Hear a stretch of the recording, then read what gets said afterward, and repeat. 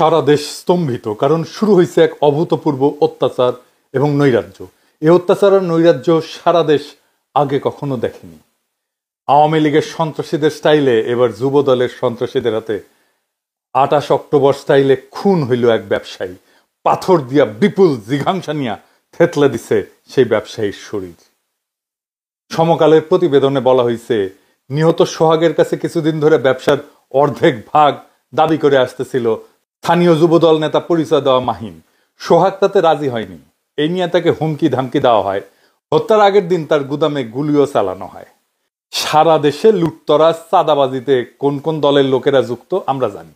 এই পাথর দিয়ে শরীর থেতলে দেওয়া কোনো নতুন বিষয় না। আমি অনেক আগে থেকেই লক্ষ্য করতেছি, আমি সতর্ক করতেছি বিএনপিকে। দেখেন, আমাদের দেশে ফিরলে বাইচা থাকতে দিবে না বিএনপির কর্মীরা বলে। বিএনপির সাম্প্রতিক আচরণগুলো হয়ে উঠতেছে ভয়ঙ্কর রকমের ফ্যাসিস্ট। আমার পেজে এসে একজন বা দুইজন না, একাধিক মানুষ হুমকি দেয়। কেন বিএনপির সমালোচনা করি? খুন করে ফেলার হুমকি দেয়। আওয়ামী লীগও হুমকি দিত ইনবক্সে, আর প্রকাশ্যে ওরা হুমকি দিচ্ছে 32 নম্বর ভাঙার পরে। কিন্তু বিএনপির কোনো ভয় ডর নাই, প্রকাশ্যে হুমকি দেয়। আমি আজকে একটা দেখাচ্ছি কি কারণে সে আমাদের দেশে আসতে দেবে না বা আসলে বাইসা থাকতে দেবে না, ওটা ওরাই জানে। এরা ক্ষমতা আসলে কি করবে আল্লাহ মালুম। হাইডম থাকলে করে নিস রে ভাই, করে নিস। যে জিতবে ওই তো সিকান্দার হবে। হাইডম থাকলে তুই আমাকে দেখে নেবো, আমার হাইডম থাকলে তো করে দেখে নেবো। এটাই রাজনীতি। রাজনৈতিক দল তার আশেপাশে বন্ধু রাখে, যারা ঠিক দল করে না কিন্তু একটা লুজ সম্পর্ক থাকে তাদের সাথে। আওয়ামী লীগের কাছে কিন্তু মাস্টার ছিল, সেজন্য আওয়ামী লীগ এতদিন রাজত্ব করতে পারছিল। বিএনপি সবাইরে শত্রু বানায়।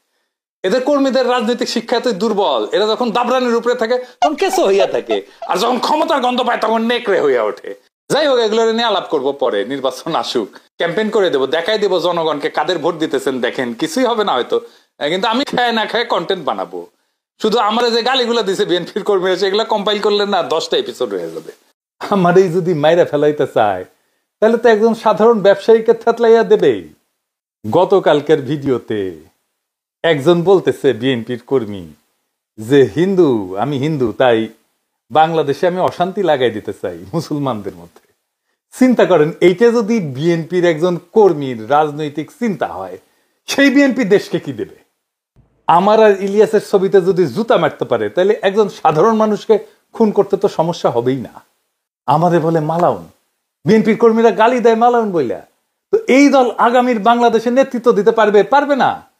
আজ বাংলাদেশে মিছিল হয়, টিনের সালে কাউয়া, তারেক জিয়া সাউয়া। শুনেন,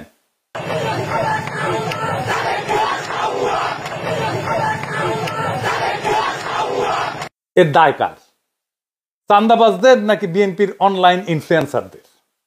আসেন সেটা একটু বুঝে দেখি।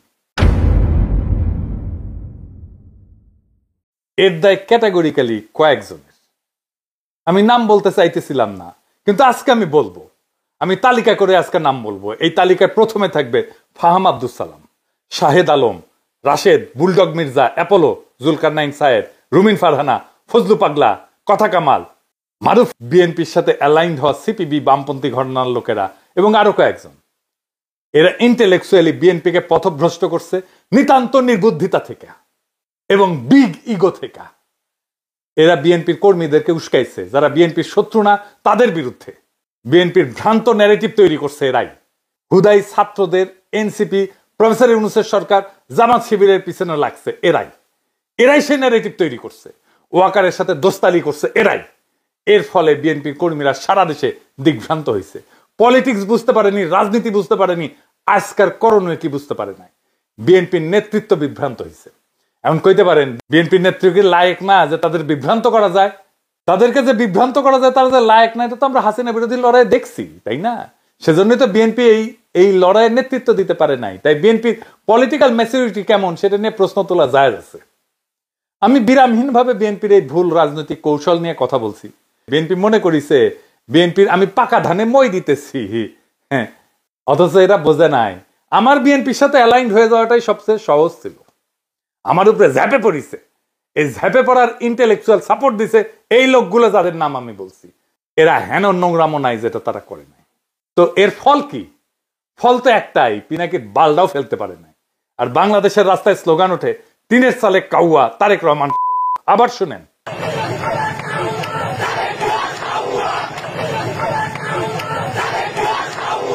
2বার শুনাইলাম। যে তারেক রহমানের বীরের বেশে দেশে ফেরার কথা ছিল, সেই তারেক রহমানকে এই জায়গায় নামায় আনার দায় এই লোকগুলার। 2 দিন আগে এরা আমার পিছে লাগিয়েছিল দল বেঁধে একটা ছবি নিয়ে, এই যে ছবিটা নিয়ে একটার পর একটা ভিডিও বানাইতেছে। ওই ভিডিও দিয়ে নাকি আমাকে চর মারিছে ভার্চুয়ালি। হ্যাঁ, আরে নেতারা যে টেকে নাই ওই ছেলেটার দিকে, সেটা তো মিছা না। ক্যামেরার চোখ তো ভুল দেখে নাই। ওই ক্রেসে দাঁড়ানো ছেলেটা নিজে এসেও যদি বলে, তাও আমার দেখাটা মিথ্যা না। আমার সেই সমালোচনা নিতে পারে নাই, তাই লানত পড়িছে।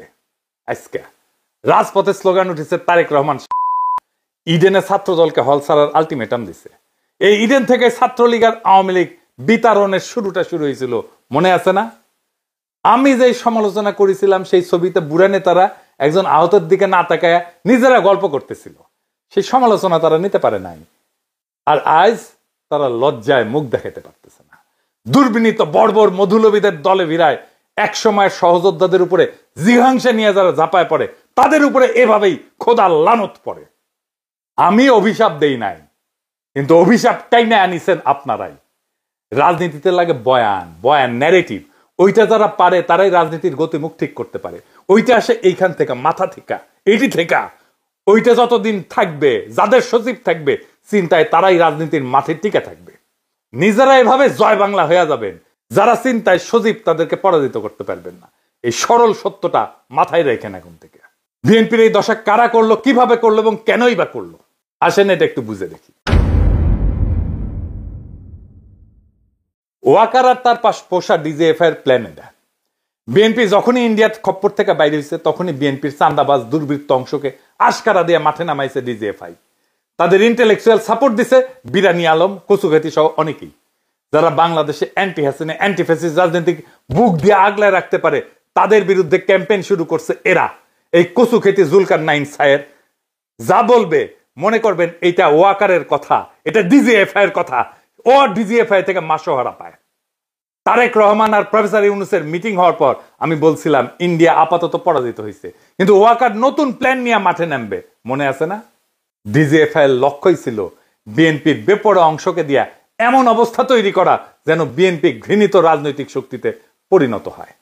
ঠিক রাস্তায় আগাইছে। তাদের প্ল্যান পরিকল্পনা সফল কইরা দিছে এই কচুখেতিরা, এই বিরানি আলমেরা। এমনই প্ল্যান করছে ডিজিএফআই যেন বিএনপিকে একেবারে ধ্বংস করে দেওয়া যায়। আমরা যারা বিএনপির এই পতনকে দেশের বিপদ হিসেবে আইডেন্টিফাই করছিলাম, যখন বিএনপিকে অবধারিত পতন থেকে রক্ষার চেষ্টা করছিলাম, বিএনপির সমালোচনা শুরু করছিলাম, তখন ওই চিহ্নিত শয়তানগুলা আমাদের শত্রু হিসেবে চিহ্নিত করছিল, আমাদেরকে পরিচয় করাই দিয়েছিল বিএনপির কর্মীদের সামনে যে এরা বিএনপির শত্রু। এরা একে একে আমাদের কণ্ঠরোধ করার জন্য এমন কিছু নাই যা করে নাই। খুঁজে দেখলে আজকের পাথর দিয়া ক্যামেরার সামনে হত্যাকাণ্ডটাও ডিজিএফআই প্রযোজিত বলে জানা যাবে বলে আমার অনুমান। বিএনপির নেতা কর্মীদের বলি, আপনারা কি ডিজিএফআই এর গ্র্যান্ড ডিজাইনটা বুঝতে পারতেছেন? প্রশ্ন করেন, কে তাদের এই সাহস দিছে এইভাবে খুন করা যায়? কে খুনের সময় ক্যামেরা নিখুঁত ভাবে ভিডিও করলো?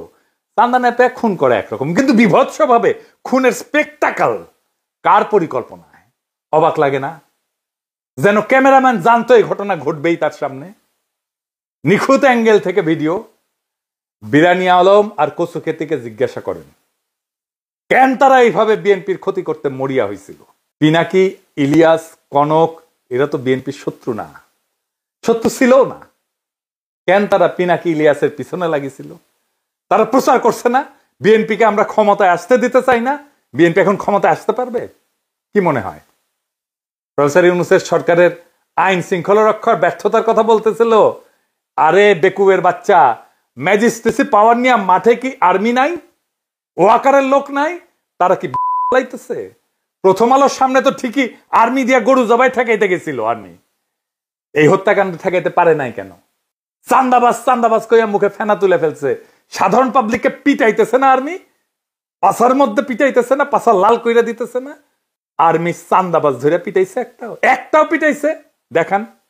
করে নাই কারণ এইগুলা ওয়াকার পালে।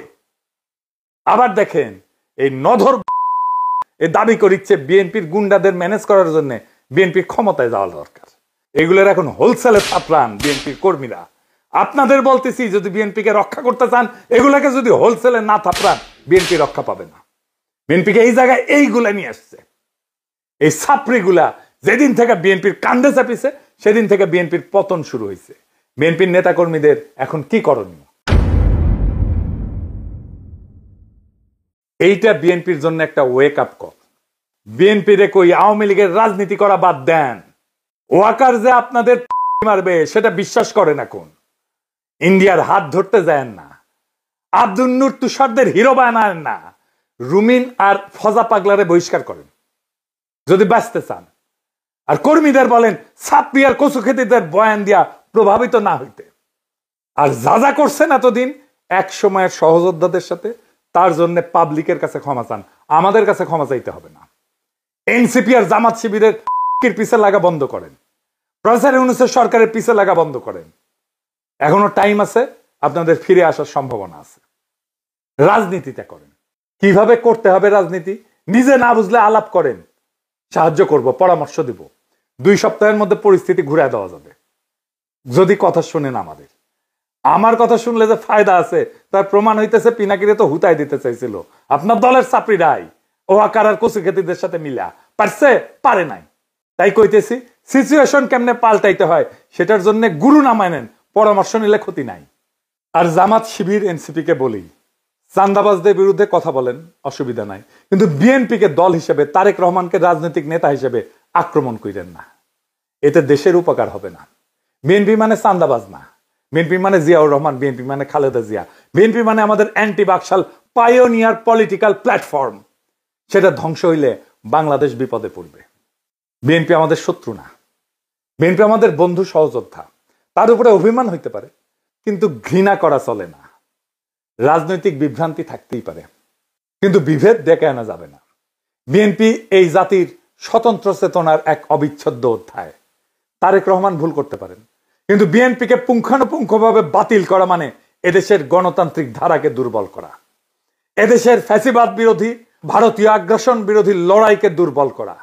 আমাদের শত্রু কিন্তু একটাই, ভারত সমর্থিত হাসিনার ফ্যাসিবাদ। সে জায়গায় দাঁড়ায় আমরা যদি নিজেদের ঘরে আগুন লাগাই, তবে মুক্তি আসবে না বাংলাদেশের মানুষের, আসবে বিভ্রান্তি আর ধ্বংস। তাই সমালোচনা করেন, সংশোধনের ডাক দেন, কিন্তু ধ্বংস ডেকে আনেন না। কারণ আমরা সবাই একই ঐক্যতানে বাঁধা, একই বিপ্লবের সৈনিক। এই সত্যটা ভুলেন না। এই সত্য ভুললে বিপ্লবকে রক্ষা করতে পারবেন না।